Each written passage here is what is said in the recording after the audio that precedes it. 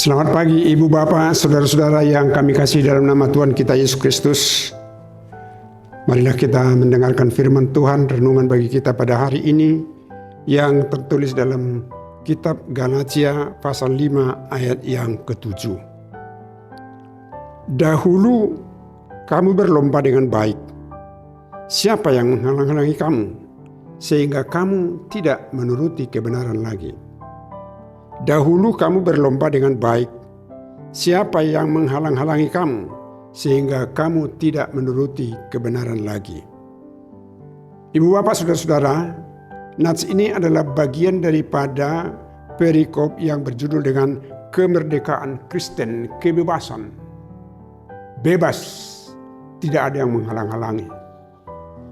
Tetapi saudara-saudara, kita sebagai orang percaya tetap diingatkan bahwa kebebasan itu adalah terikat di dalam kehendak Tuhan. Sepanjang hal itu adalah di dalam kehendak Tuhan, kita bebas. Tetapi jika ada orang yang mempergunakan kebebasan itu karena dia merasakan dan menganggap, oh Tuhan tidak ada di samping saya, Tuhan di gereja, tadi waktu saya berdoa, Tuhan itu sudah pergi, sudah jauh. Maka menganggap dirinya bebas melakukan sesuatu. Tidak, saudara-saudara. Bahwa kebebasan dari kehidupan daripada orang-orang percaya itu adalah dia selalu ada di dalam naungan kasih Kristus. Ini yang harus kita sadari. Oleh karena itu, berbuat kesalahan, berbuat kejahatan, itu tidak bisa kita lakukan di sembarangan tempat, bahkan dimanapun. Karena apa? Karena Tuhan senantiasa ada bersama dengan kita. Sedangkan dahulu opung kita, orang Batak yang mungkin belum memahami dan mengenal kekristenan, mereka mengatakan satu upama seperti ini. Di sisi rungguk, di sisi tata, di dia hita juguk, mana na tinggal di sido oputta dewata. Mereka yakin Tuhan itu hadir senantiasa dimanapun kita berada. Oleh karena itu, kita bebas di dalam lingkaran kehendak Tuhan. Itulah kebebasan orang-orang beriman. Itulah kebebasan orang-orang percaya. Sama seperti ikan yang bebas berenang di dalam air. Selama dia ada di dalam air, dia bebas kemana-mana. Tetapi coba dia keluar dari air itu, dia akan mati. Demikian juga kebebasan kita sebagai orang-orang percaya. Kita bebas melakukan apa saja sepanjang hari ini. Tetapi ingat saudara-saudara, kebebasan itu kita lakukan di dalam kuasa, di dalam kehendak daripada Tuhan. Jika hal itu keluar dari lingkaran tersebut, maka itu menjadi hukuman bagi kita, bukan lagi kebebasan di dalam iman.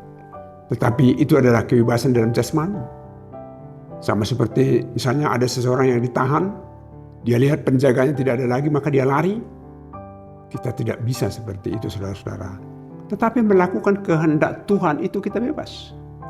Berdoa, bernyanyi, memuji Dia, melakukan pekerjaan sehari-hari, meminta kepada teman-teman kita untuk saling tolong-menolong. Itu adalah kebebasan bagi kita.